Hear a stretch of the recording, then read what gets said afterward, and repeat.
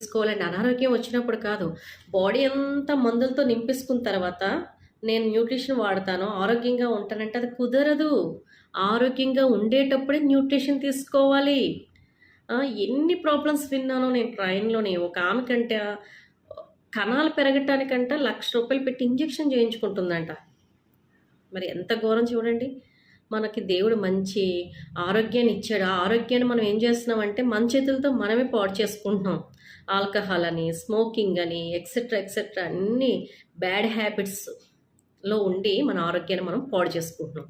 మన ఆరోగ్యం చక్కగా ఉండాలంటే మనం ఏం చేయాలండి? ప్రతిరోజు యాక్టివిటీ చేసుకోవాలి. మంచి న్యూట్రిషన్ తీసుకోవాలి. బ్రాండ్ కలిగిన కారులు కొనుక్కోవడం కాదు, బ్రాండ్ కలిగిన బట్టలు కొనుక్కోవడం కాదు, నగలు కొనుక్కోవడం కాదు, బ్రాండ్ కలిగిన ఫుడ్డు మన శరీరానికి ఇచ్చుకున్నాం అనుకోండి, 4 రోజులు మనం బ్రతుకుతాం, ఆరోగ్యంగా ఉంటాం, మన పనులు మనం చేసుకుంటాం. ఓకే. మేడం అంత కాస్ట్ అండి, ఎలా కొనాలండి? క్వశ్చన్స్ భలేగా వేస్తారు వాట్సాప్‌లో మెసేజ్‌లు. ఓకే. మరి అంత కాస్ట్ అయితే నీ గుండె కాస్ట్ కాదా? నీ కళ్ళు కాస్ట్ కాదా? నీ ముక్కు కాస్ట్ కాదా? నీ బాడీలో ఉన్న ప్రతి ఒక అవయవం ఎన్నో కోట్లు కలిగిన విలువైనవి. విలువైన వాటికి విలువైనవి ఇచ్చుకుంటామా? చిన్న చితక ఇచ్చుకుంటామా? ఒకసారి అర్థం చేసుకోండి మీరే ఫ్రెండ్స్. ఓకే.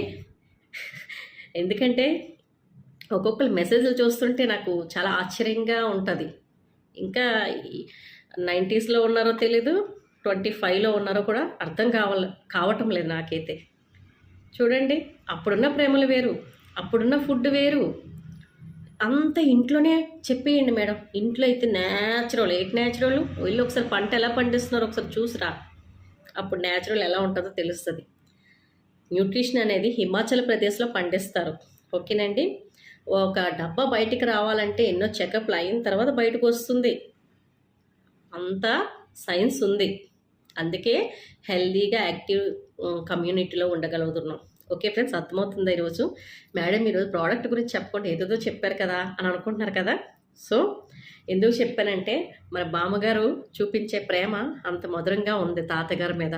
మరి మీరు కూడా చాలామంది మీ ఫ్యామిలీలోనే ఉంటున్నారు. బీపీలకి ట్యాబ్లెట్లు ఇస్తున్నారు, షుగర్కి ట్యాబ్లెట్లు ఇస్తున్నారు, ఇన్ని చిక్కడి గింజల్లో ఒకేసారి మింగేస్తున్నారు.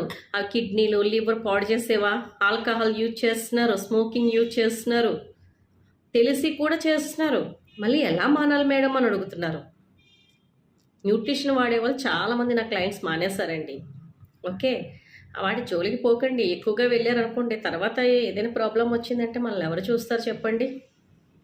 మీరు అర్థం చేసుకోండి. ఒక్కసారి హాస్పిటల్ బెడ్ ఎక్కామంటే ఒక రోగానికి ఒక మందు ఇస్తే ఇంకొక సైడ్ ఎఫెక్ట్ వస్తుంది. అలాగా చాలామంది